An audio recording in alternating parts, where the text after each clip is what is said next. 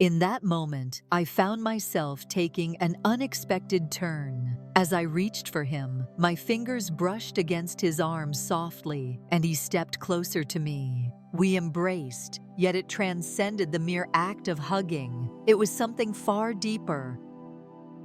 Welcome to Hidden Love Stories, the place to store emotional love stories. Don't forget to like the video, share your thoughts in the comments section, and subscribe to stay updated with our latest stories. Wishing you enjoyable, relaxing moments. Thank you. John and I once shared a love that felt profound, or so I blukasseved, in the early days of our marriage. A gentle warmth enveloped the surroundings. Effort was present. There were evenings when his gaze would linger on me as if I were the sole woman in existence. Yet, at some point in the journey, the vibrant flame faded into mere wisps of smoke, almost non-existent. Constantly diminishing in this moment. It seems as though we are merely two individuals coexisting in proximity, sharing a physical space, yet disconnected in our lives. He toils into the night. He journeys frequently, even in the comfort of his own abode. He doesn't truly exist in this moment. He acknowledges my words with a nod. His words flow effortlessly, yet they lack substance, reminiscent of lines recited from a well-worn script. He has long since lost the ability to convey meaning. And then we have Lucas John's son, my stepson. At the age of 13, our paths first crossed. How vividly I recall the stillness. He existed. He clutched his backpack to his chest as if it were a shield, a protective barrier against the world. His mother had recently succumbed to cancer, swift and merciless. Even in those days, there was a weight in his gaze, as if he had witnessed far too much for someone so young. He has reached the age of 18. His voice was taller than his father's. Even deeper, a silence prevails, shrouded in caution. Yet there's an unmistakable change in him of late. There's an elusive quality that escapes my grasp. He is consistently respectful, as he has always been. Yet there are moments, fleeting yet profound, when our conversations unfold and his gaze lingers a little longer. Not in a manner that's simple to define. It lacks overt expression. Not readily apparent, it possesses a gentle softness, somewhat melancholic. Yet, there is a sense of curiosity that lingers. It was one of those mornings, the kind where I had just completed my preparations. Ordinary, unremarkable. Simply a pair of jeans paired with a relaxed blouse. As I poured the coffee, he entered the room, stepped into the kitchen. He paused for a moment, gazed at me for just a moment too long, then smiled. As he brushed past, a familiar scent lingered in the air, a trace of my perfume clinging to him. Yet in his presence, it felt as though he had been close to my belongings, near enough to capture the fragrance. I reassured myself. It was merely a trifle. Perhaps he rested against the corridor where I placed the diffuser. Perhaps I was merely conjuring it in my mind. Surely, I must have been conjuring it in my mind. Yet, once you become aware of something, you begin to perceive the pattern, much like how he began to extend his offers to assist me more with the household tasks. Within the confines of the garden, the way he would lift his gaze from his phone each time I entered the room. His laughter at my jokes was a melody that lingered in the air. Even those that lacked humor, it lacked any hint of flirtation. Not quite. It possessed a gentler quality than that, even more perplexing. And I chose not to push him away. Perhaps I ought to have. Yet, when someone gazes at you as if you hold significance, truly significant, after months and even years of experiencing the sensation of being unseen, It has an effect on you. It stirs a dormant part of your being that has lain in slumber for ages. You seem to have overlooked it. Was present even then. The dwelling we call home. It is silent. Excessively silent. The table is set with 3 plates, yet only 2 of us occupy the seats around it. John is perpetually found in the office, engaged in a call, or wrapping up yet another task. Lucas and I find ourselves sharing most meals in solitude these days. We converse about the minutiae of life, films set in academic environments. What are the latest headlines? Yet, beneath the surface, a palpable tension lingers, quiet, gentle in approach, simply unwavering and consistent. A soft, persistent murmur woven into the fabric of existence. At times, we find ourselves devoid of words. In that stillness, we simply remain, enveloped by the quiet, yet still. Then I can sense his gaze upon me, not always in a direct manner. At times, it's merely a fleeting look, yet I sense it deeply. Yet the most troubling aspect is that a part of me yearns for his gaze. I have kept that to myself, not a single soul, yet I sense it deep within my chest, stirring in my stomach, manifesting in the very essence of my being. My breath halts as he enters the room. I convince myself that it's merely Lucasness that I feel. This is the consequence of remaining unseen for far too long. Desired connection, yet I find myself pondering, what is it about him? What is it about Lucasand that draws interest? I find myself without an answer. I take pride in everything I understand. Is this so? A subtle change occurred. It was the day he first laid eyes on me. A fissure appeared, revealing what lay beneath. Since that moment, I have found it impossible to shut it. The rain fell steadily that day. A dense, weighty storm envelops everything, shrinking the vastness of the world into an intimate embrace. The sort of rain that silences the world, enveloping it in a soft, soothing embrace. Beyond the panes of glass, life unfolds. John had ventured out of town once more, a gathering for a conference or a dinner with clients. I can hardly recall. We scarcely exchanged farewells as he departed that morning, merely a fleeting kiss on the cheek. In a flurry, he snatched his laptop bag and vanished from sight. As I stepped through the front door, I was taken aback by the unexpected presence of another.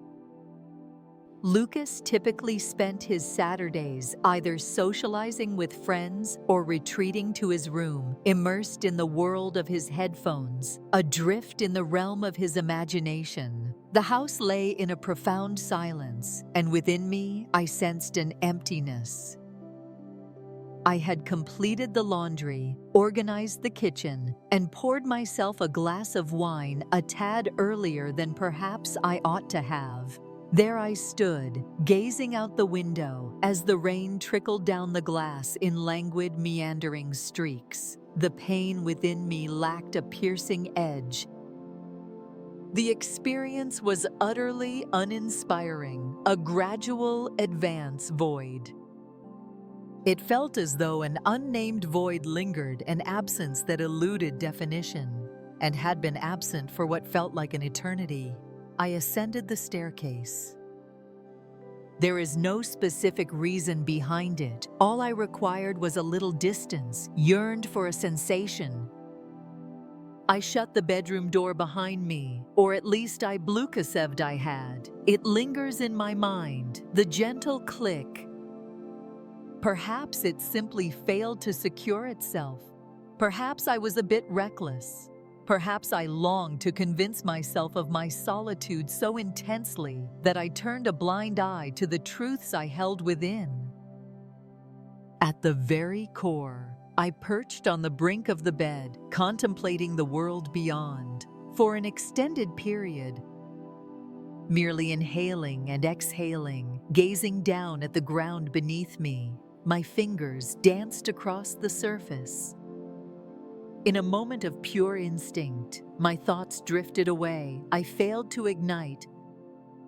I lit the candles, but I chose not to play any music. It was neither a magnificent dream nor a passionate getaway. It was unrefined, hushed, filled with longing. My fingers glide softly across the surface of my skin, as if it had been ages since they last did, not driven by desire, but by a deep yearning. In those fleeting moments, I was reminded of my existence, a gentle nudge that I had not vanished completely. I released my grip. I allowed my mind to wander towards a vision of something more inviting.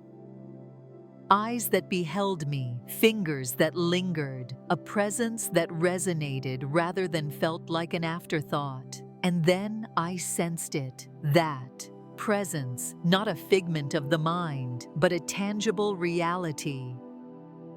With a Delucasberate motion, I turned my head, my breath hitched in my throat, and there he stood. Lucas stood motionless in the doorway. He remained steadfast, his gaze unwavering, and oh dear, I failed to shield myself in time. I found myself utterly astonished, rendered motionless. In those fleeting 3 seconds, it seemed as though an entire lifetime unfolded before my eyes. His eyes were wide, yet devoid of shock. Not appalled. They possessed something beyond that. There exists a Lucasung within me that eludes expression. His head held high, heart pounding in my ears, mouth dry, throat tight. Yet, just as I was about to speak, he pivoted and strode off into the distance, not swift, calmly composed. She simply turned and walked away. The door closed softly, without a hint of a slam. Silence reigns, with no footsteps echoing through the corridor. Once more, that heavy silence descends, enveloping everything in its stillness, as if the tempest beyond had infiltrated the very walls of the dwelling I occupied. Stuck in a moment that seemed to stretch into eternity, my hands rested motionless in my lap. My breath is shallow, thoughts swirling in a frenetic dance, struggling to persuade myself that it was merely a figment of my imagination, that it never truly occurred.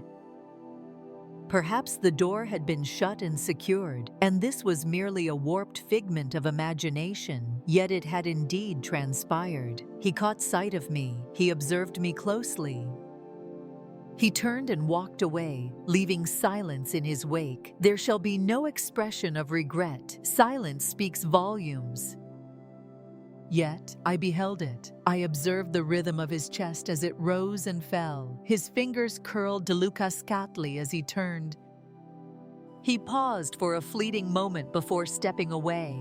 That moment was no mere coincidence, and the hush that ensued, the sound was more deafening than anything I had ever encountered. Sleep eluded me that night. Whenever I shut my eyes, his visage lingered in the threshold.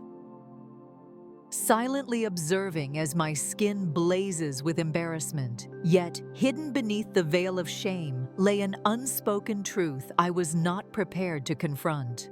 A sensation coiled within my chest, akin to a hidden truth. A perilous entity. The following morning, I rose with the dawn, brewed a pot of coffee, and settled at the kitchen table, attempting to feign a sense of normalcy. It seemed like an ordinary Sunday, yet it was anything but. The thought lingered in my mind, refusing to fade away. Did I forget to lock the door about him? Did I perhaps leave it ajar? That question pursued me relentlessly, a constant presence at my heels. I yearned to convince myself that it was merely an error, a candid admission. I had been solitary. Within those walls, countless moments have unfolded. What makes that day stand out from the rest? Yet the reality is, I failed to verify the lock. I had not considered that possibility. As I lingered in contemplation, it became increasingly apparent that I was evading him.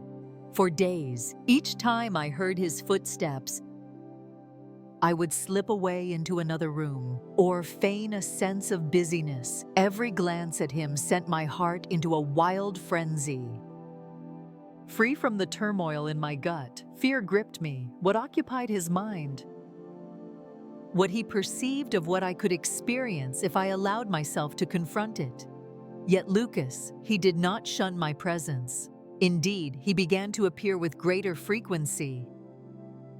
Perched at the counter as I prepared the meal, inquiring whether assistance was required, folding laundry, those small tasks that weave the fabric of our daily lives.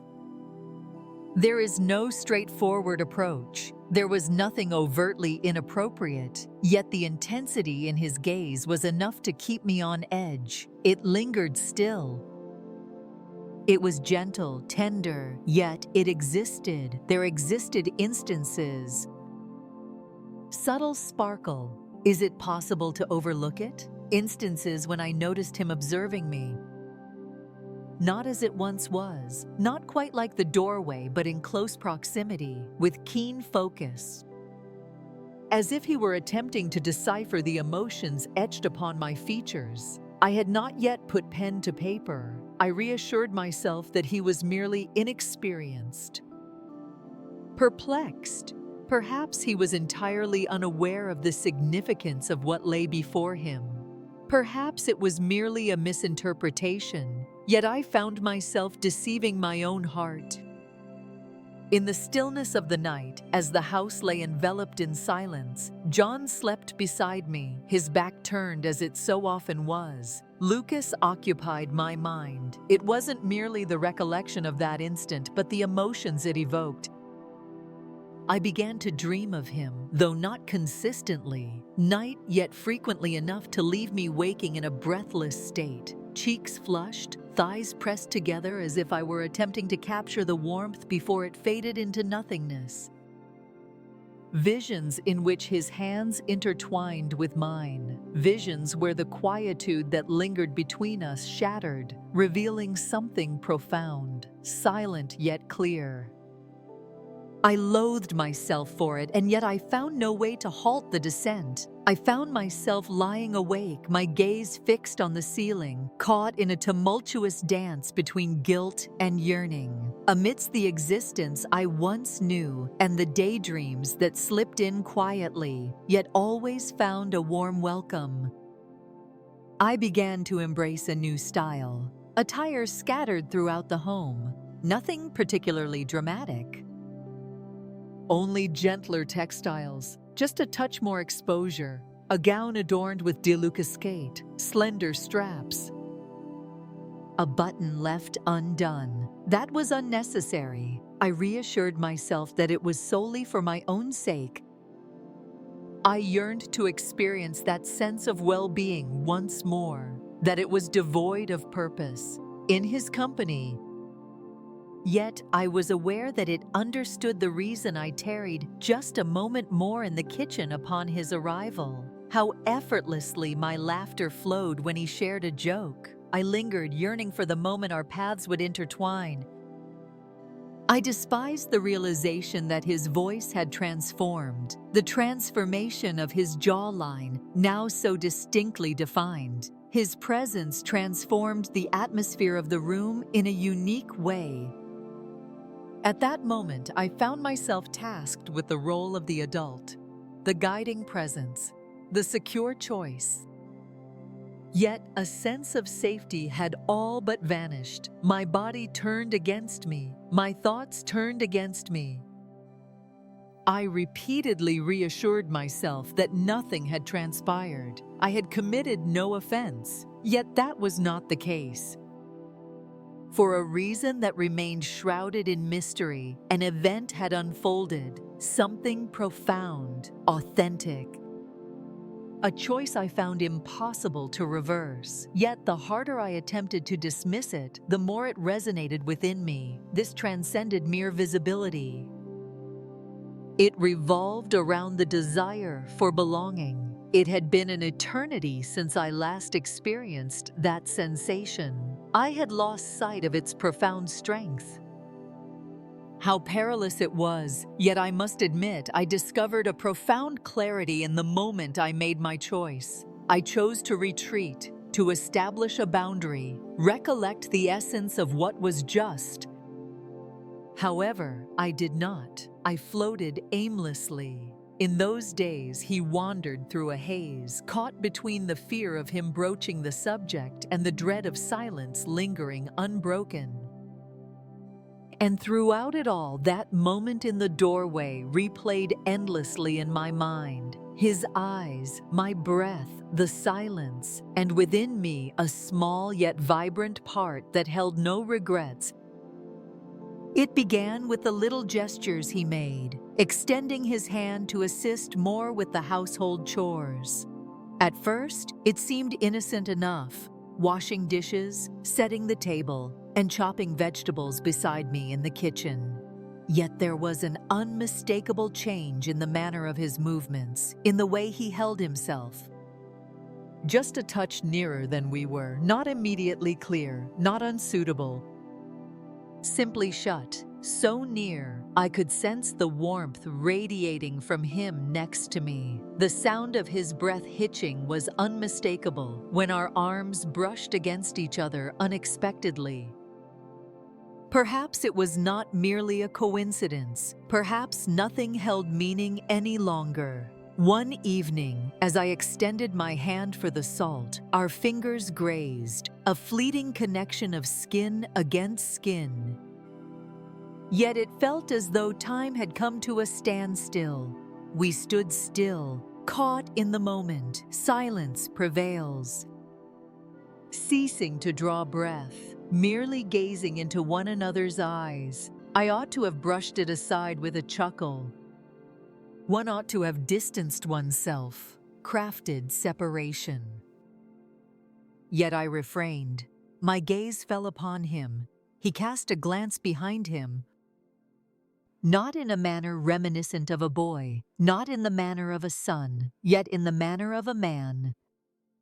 Starving for knowledge and lingering in anticipation, silence enveloped us. Yet within that stillness, an unspoken connection lingered, a certain ineffable quality. There was an event that unsettled me later that week. I found myself in the act of gathering, the act of laundering garments. I stepped into his room.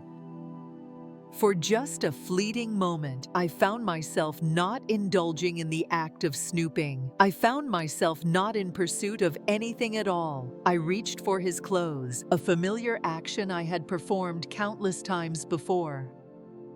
Yet something captured my attention. The sketchbook he carries. It lay there wide open. On his desk, pages fluttered, as if caught in a gust of wind. Perhaps it was his hands that had abandoned it in such a state. Uncertainty washed over me as I found my gaze drawn to it.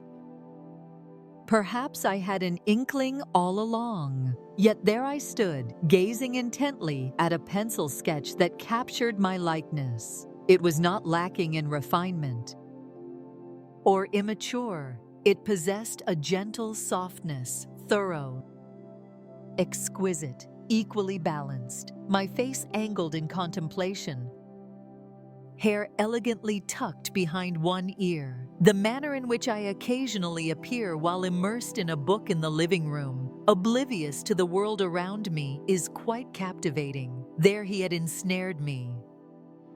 Not in the capacity of a mother, not as a step toward anything, yet as a female. My stomach knotted as he walked through the door that evening. I faced him head on. I endeavored to maintain my voice. Serenely tranquil, I inquired about its nature, what had compelled him to create it. He offered no denial. He bore no trace of shame. He appeared to be filled with fear. Yet it was not due to being apprehended, due to its significance, for I had glimpsed the truths he sought to conceal. I didn't mean anything by it, he said, his voice trembling with urgency. I was merely engaged in the act of sketching, nothing more. Yet, I noticed the warmth of his cheeks, the way he averted his gaze from mine. His fingers curled into tight fists at his sides. He exited the room before I had the chance to utter another word, and I stood there in solitude, clutching the sketchbook as if its very presence could sear my palms that night. Once more, sleep eluded me. I lay in the darkness, eyes wide open, heart pounding, mind racing. Every part of me felt alive and raw, in ways I could no longer name. Then came the knock, soft, hesitant. I was certain it was him. It remains a mystery what compelled me to turn the handle and step through the threshold. Perhaps I wished to convey to him the need to cease. Perhaps I wished to inquire about the reason behind it. Perhaps I yearned to gaze upon his visage, to rekindle the memory that this was genuine. He crossed the threshold. He maintained his distance. He lingered by the door, his hands tucked into his pockets, gaze directed downward. I apologize, he spoke in a hushed tone. I ought not to have sketched you. I ought not to have... He paused. I lingered. Then he turned his gaze toward me and uttered the words that followed. I shall always remember it. It was never my intention, yet the image lingers in my mind, refusing to fade away.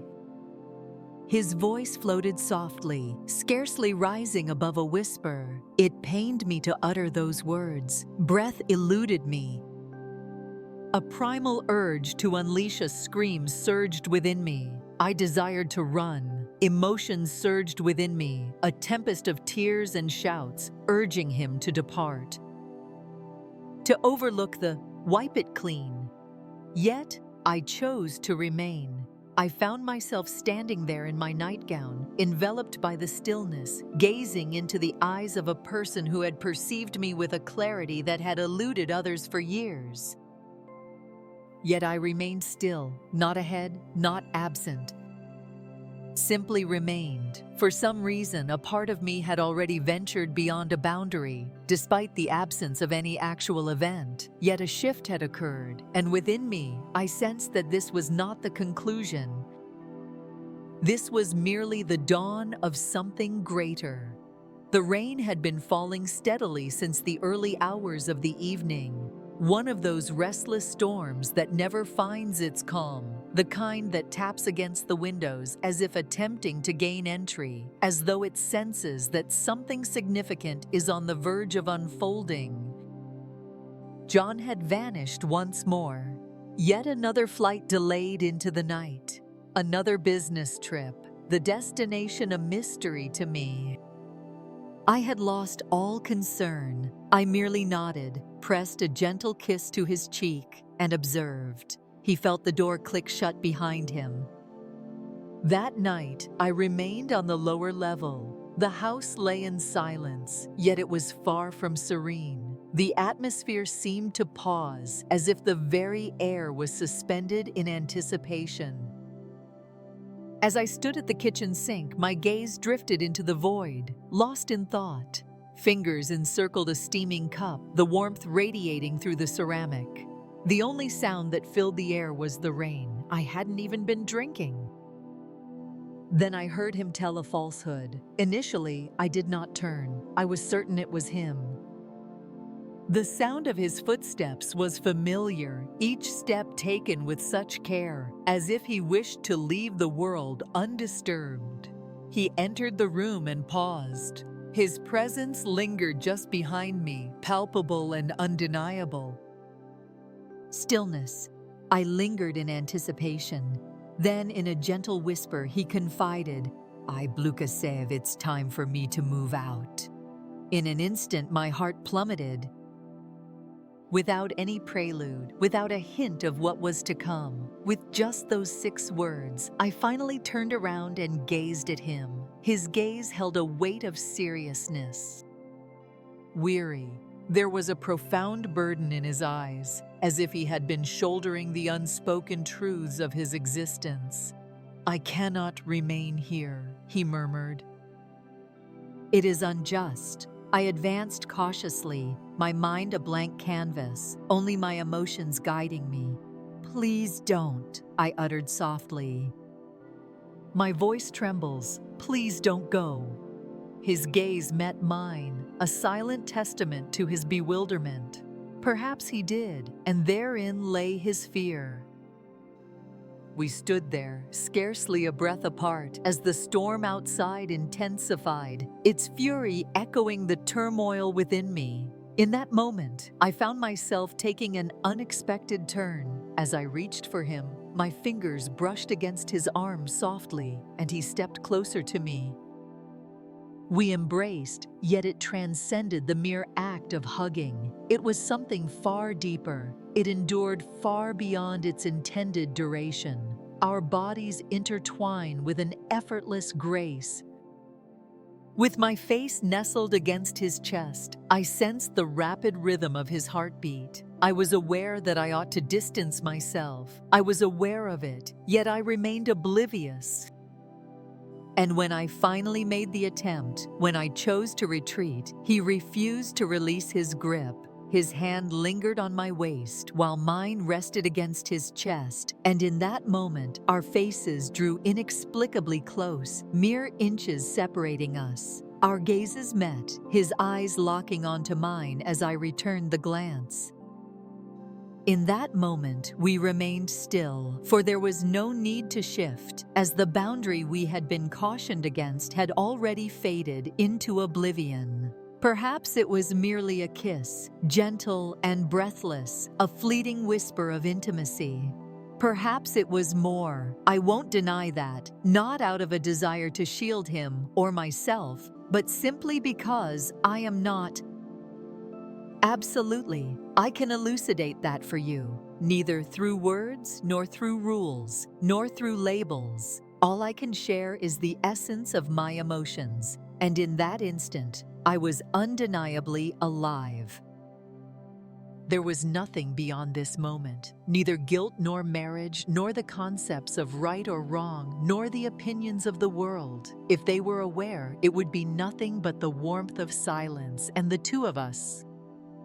Our words fell silent thereafter. There was no necessity for it. He exited the kitchen in silence, leaving me standing there in the dark, my heart racing and my skin alive with sensation. A chaotic jumble. Something had transpired, something tangible, and there was no undoing it after that night. The silence returned, yet it bore a different essence than it had previously. It had grown denser, a jagged barrier like glass separating us, transparent yet perilous to approach. Lucas and I ceased our conversations. There was no need for words to escape our lips. We were both aware that we would encounter something significant. We were unable to remove the veil of any boundary we once feigned to recognize, for it dissipated the instant we chose not to retreat. He began to distance himself, steering clear of my presence, neglecting to join me in the kitchen as I prepared meals, and absenting himself from the table when dinner was served.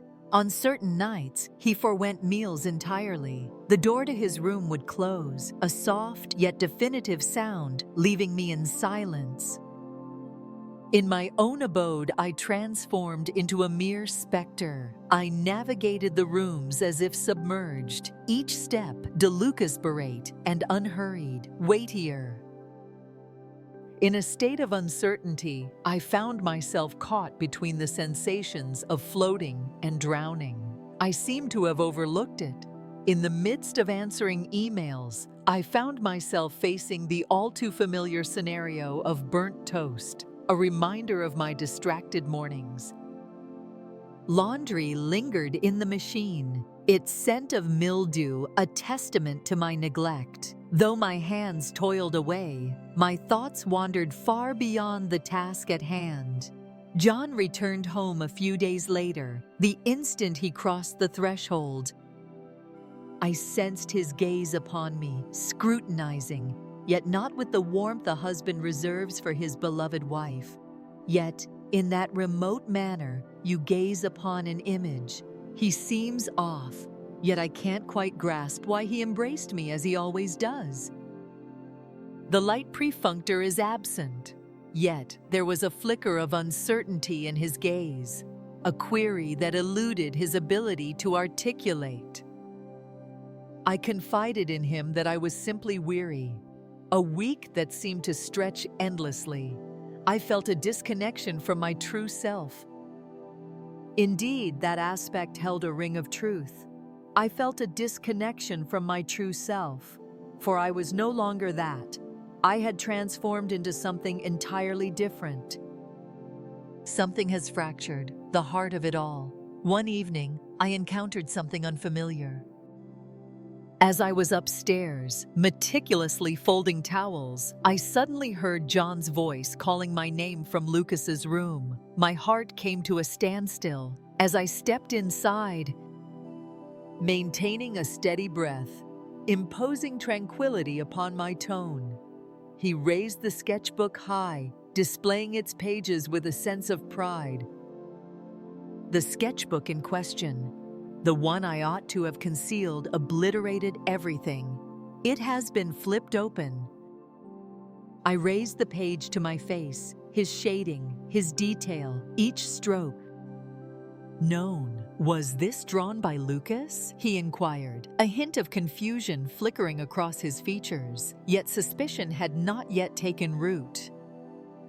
My lips parted before my mind could catch up. Absolutely not, I declared. This belongs to me.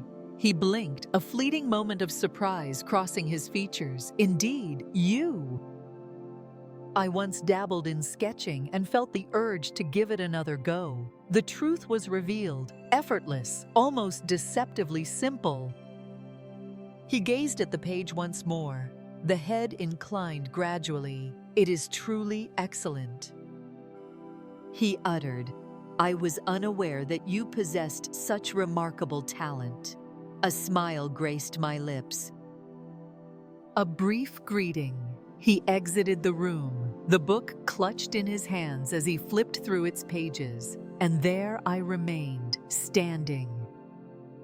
My heart pounds relentlessly against my ribs as the walls around me seem to constrict with every breath. As I gazed into my husband's eyes, I wove a falsehood effortlessly, unwavering with a composed expression devoid of any quiver. In that instant, the realization struck me. It was not the same as what I had experienced with Lucas, not what I had permitted. Not even the reality that it consumed my thoughts incessantly. However, this, the deception, these are its elements. In a moment of firsts, I came to the unsettling realization that I had transformed into a version of myself I had always hoped to avoid. In the stillness of the night, I find myself wide awake, gazing at the ceiling, endlessly pondering the same question that echoes in my mind. What actions have you taken? Yet, the reality remains that I am still uncertain about how to respond to it. Indeed, it is so. That moment with Lucas lingers in my thoughts, a bittersweet echo of what once was. May divine intervention be upon me. It lingers in my thoughts, a haunting absence that I can't shake off. The current flows through the wires.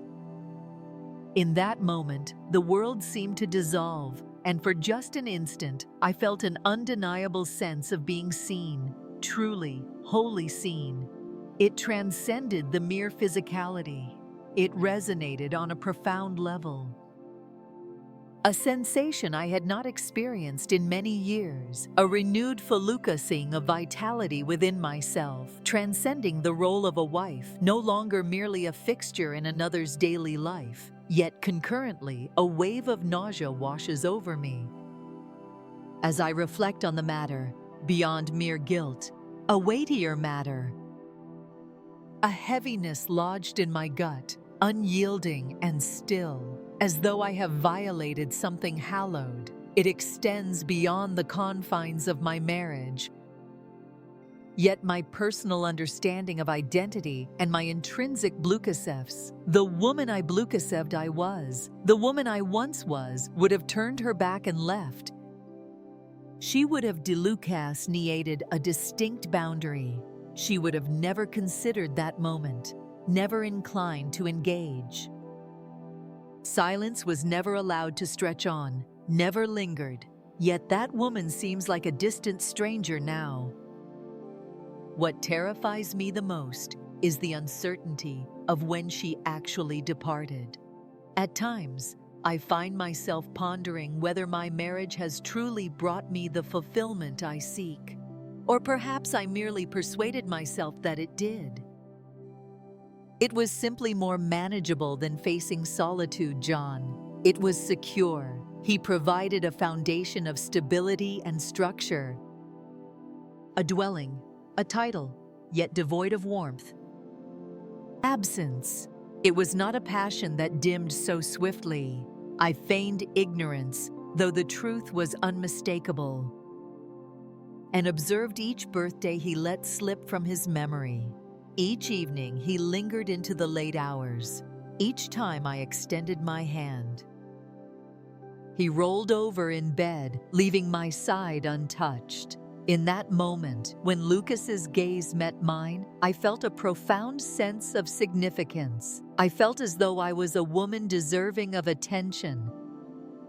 It unveiled a hidden truth, and once that occurred, it could not be closed again. Lucas departed from the house a few days following John's discovery. The drawing.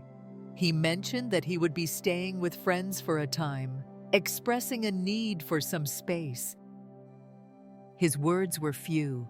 He averted his gaze as he packed his bag. I made no attempt to halt his progress. I was powerless to do so. So much lingered in the silence, unspoken and heavy. Amidst us, an abundance of stolen glances linger, concealed musings, instances that we both yearned to trust. He didn't intend for his words to carry that meaning once he stepped out of the house. It seemed to resonate with an even deeper silence than before.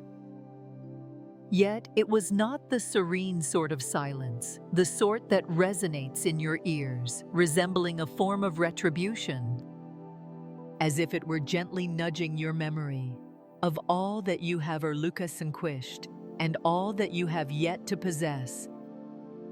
John inquired whether anything was amiss. I confided in him that I felt unsteady, that I required some space, a brief distance from all that I had Lucased upon. Ambiguous terms, gentle in nature. Nothing that would trigger any alarms, merely enough to account for the way I had been meandering. Even if I was uncertain of the destination to which I was being carried, he inclined his head in acknowledgement.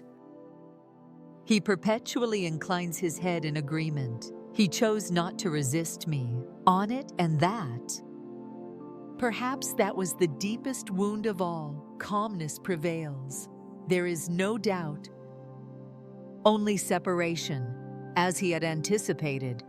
Perhaps a part of him had been anticipating my confession that something within me had shifted. Indeed it has. I have transformed. Yet I find myself uncertain. Into the depths of my enduring hope, that space will free my mind. In time, I will come to forget that Lucas will slip back into the shadows of existence. Merely my stepson, merely a boy within the corridor. Merely a recollection I can carefully tuck away and never revisit. However, it seems to be ineffective. The dreams continue to linger, and the most unfortunate aspect, I find myself hesitant to allow that to happen. Should you find yourself ensnared in the Lucasgate dance between solitude and desire, if you have ever experienced that familiar pang in your heart, it appears that few recognize the weight of standing at the precipice of a choice that holds the power to unravel it all. And yet, the curiosity lingered about what it might be like to take just one step forward. Share your thoughts with me. What actions did you take? Could it have been a fleeting lapse in strength? A misstep? A misstep? Or could it be something more profound, a truth you concealed, until it ultimately emerged from the depths? I long to receive your thoughts. To be frank, no judgment here. Only the truth. We invite you to express your reflections in the comments below, kindly.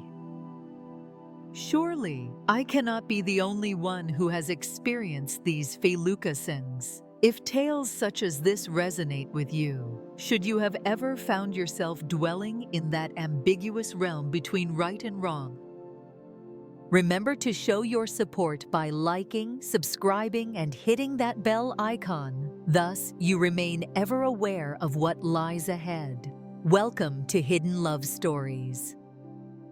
In a realm where untold tales find their expression, the silenced narratives emerge to be heard. Desire often manifests in unexpected forms. At times, it dons the guise of security. A gentle curve of the lips, a soft touch upon your shoulder, a person who recalls your preferences. The tea that belongs to you. At times, it manifests as a blaze. Comfort was never your intention. It makes no inquiry about your readiness. It remains indifferent to whether it aligns perfectly with your existence. It arrives without a sound. And untamed, it challenges you to feign. You remain untouched by it. In that fleeting moment of surrender, the world around you transforms entirely. The reflection staring back at you is a stranger, a woman you no longer recognize. Her eyes carry an overwhelming depth. Her silence resonates profoundly in the reflection.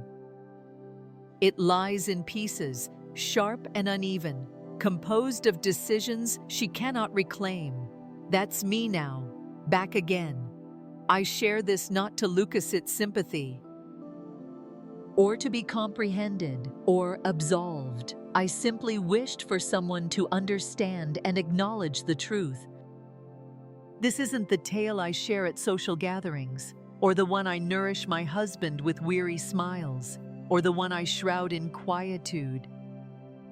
In the pursuit of harmony, let us embrace only the truth. For even if I am cast as the antagonist in another's narrative, I have finally claimed my place in my own tale.